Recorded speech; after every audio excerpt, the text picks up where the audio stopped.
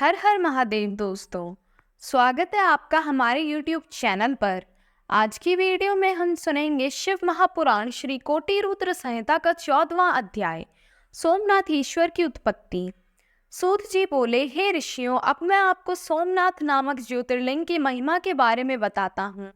प्रजापति दक्ष ने अपनी अश्विनी रोहिणी नामक 27 पुत्रियों का विवाह चंद्रमा से कर दिया, जिन्हें पाकर चंद्रमा की शोभा बढ़ गई। अपनी सभी पत्नियों में चंद्रमा रोहिणी से अधिक प्रेम करते थे, इसीलिए अन्य सभी दुखी रहती थी। एक दिन उन्होंने अपने पिता को इस विषय में बताया। तब प्रजापति दक्ष चंद्रमा को समझाने लगे। दक्ष बोले, हे जमाता, मैंने अपनी 27 कन्याओं का विवाह तुमसे किया है, परंतु आप उनसे असमानता का व्यवहार क्यों करते हैं? एक पत्नी से प्रेम और अन्यों से प्रेम ना करना सही नहीं है, इसलिए आपको सभी पत्नियों को समान रूप से प्यार करना चाहिए। ऐसा समझाकर दक्ष अपने घर लौट गए, परंतु चंद्रदेव ने उनकी बातों को सरलता से लिया और उनके व्यवहार में कोई परिवर्तन नहीं हुआ। तब एक दिन दक्ष पुत्रियों ने पुनः अपने पिता से चंद्रमा के व्यवहार के बारे में बात की। यह जानकर प्रजापति दक्ष को क्रोध आ गया और उन्होंने चंद्रमा को क्षीण व मलिन होने का शाप दे दिया। उनके शाप के फलीभूत होने से चंद्रमा की कांति क्षीण हो गई और वह मलिन हो गया।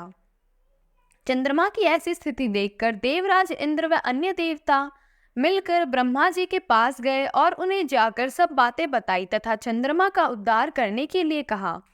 तब ब्रह्मा जी बोले, हे देवताओं, यह चंद्रमा बड़ा ही दुष्ट प्रवृत्ति का है। पूर्व में भी यह देवगुरु बृहस्पति की पत्नी तारा को लेकर भागा था। अब यह दक्ष पुत्रियों के साथ असमानता का व्यवहार कर सभी को दुखी कर रहा है, परंतु फिर भी तुम्हारी प्रार्थना पर मैं एक उपाय बताता हूँ। यदि चंद्रमा प्रभास नामक पवित्र तीर्थ में जाकर भगवान शिव की आराधना करके महामृत्युंजय मंत्र का जाप कर उन्हें प्रसन्न करे, तभी उसके दुखों का निवारण हो सकता है। ब्रह्मा जी को प्रणाम करके सब देवता इंद्र सहित चंद्रमा के पास गए और उन्हें सारी बातें बताई। तब उन्हें लेकर वे प्रभास क्षेत्र पहुंचे। वहां जाकर चंद्रमा ने विधि विधान से त्रिलोकनाथ भगवान शिव का पूजन किया और आसन पर बैठकर महामृत्युंजय मंत्र का जाप करने लगे।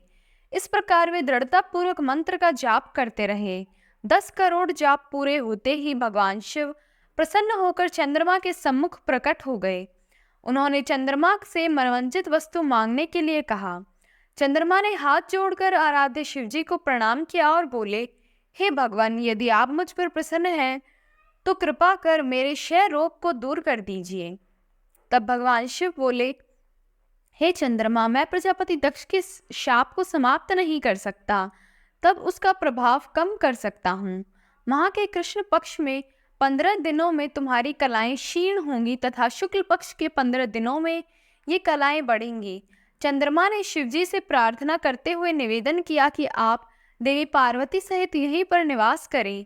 तब उनकी प्रार्थना को स्वीकार करते हुए चंद्रमा के नाम से ही शिवजी सोमेश्वर कहलाए व संसार में सोमनाथ नाम से विख्यात हुए। वहीं पर चंद्रकुंड नाम से एक कुंड देवताओं ने बनाया। इस कुंड में ब्रह्मा जी व शिवजी का निवास माना जाता है। इस कुंड में स्नान करने से सभी पाप छूट जाते हैं। 6 मास तक इस पवित्र कुंड के जल में स्नान करने से असाध्य रोगों से भी मुक्ति मिल जाती है तथा मनोवांछित फल की प्राप्ति होती है। भगवान शिव के आशीर्वाद से चंद्रमा निरोग हो गए और पहले की भांति अपना कार्य करने लगे। इस प्रकार मैंने सोमनाथ की उत्पत्ति के बारे में तथा सोमेश्वर शिवलिंग के बारे में बताया। इस कथा को सुनने, पढ़ने अथवा दूसरों को सुनाने से अभिष्ट फल की प्राप्ति होती है और पाप से मुक्ति मिलती है। ओम नमः शिवाय।